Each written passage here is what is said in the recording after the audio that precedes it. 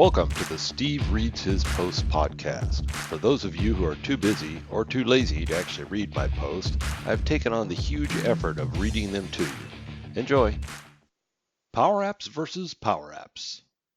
It seems clear to me from listening to people on social media, comments on my posts, and generally having an ear to the ground, that too many people, including many who should not be, are still confused about PowerApps. And why wouldn't they be? A quick quiz. What is a PowerApp? 1. A mobile application you built on top of SharePoint. 2. A mobile application you built on top of the Common Data Service. 3. A mobile application you built on top of Dynamics 365. 4. A custom application you built in Dynamics 365. 5. A custom application you built on the Common Data Service. 6. A custom application you embedded into a Dynamics 365 form. Or 7. Something else. If you answered all of the above, you get a gold star, but you're no closer to clarity.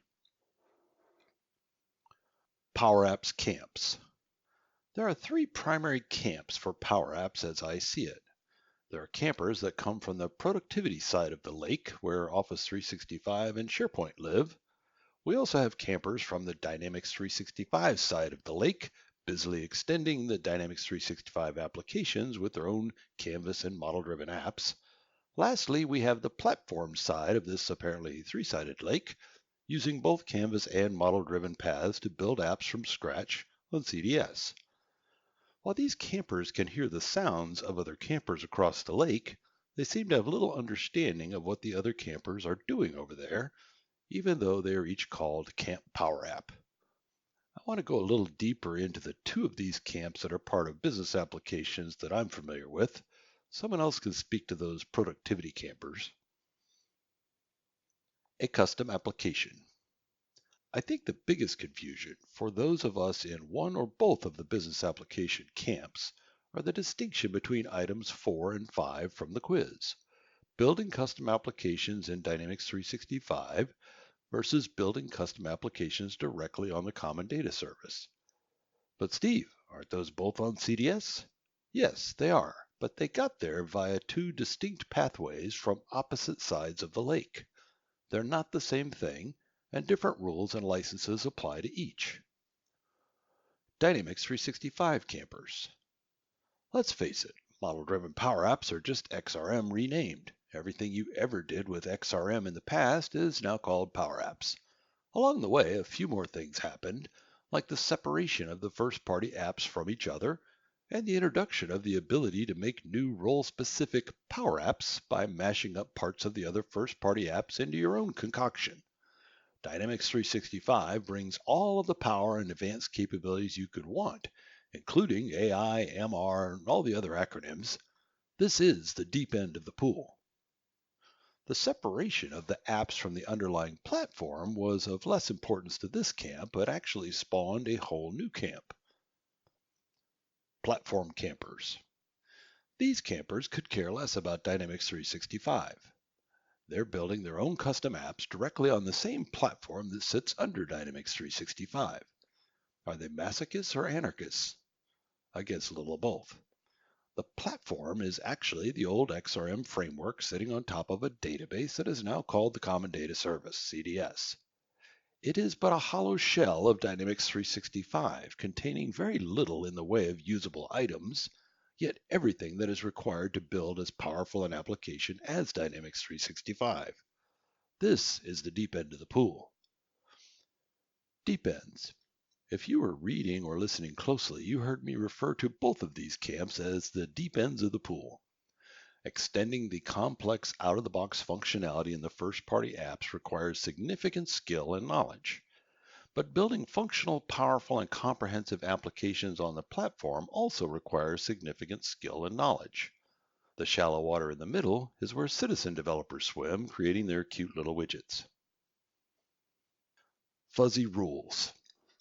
When it comes to the rules, there is clear separation, but for many it still seems fuzzy.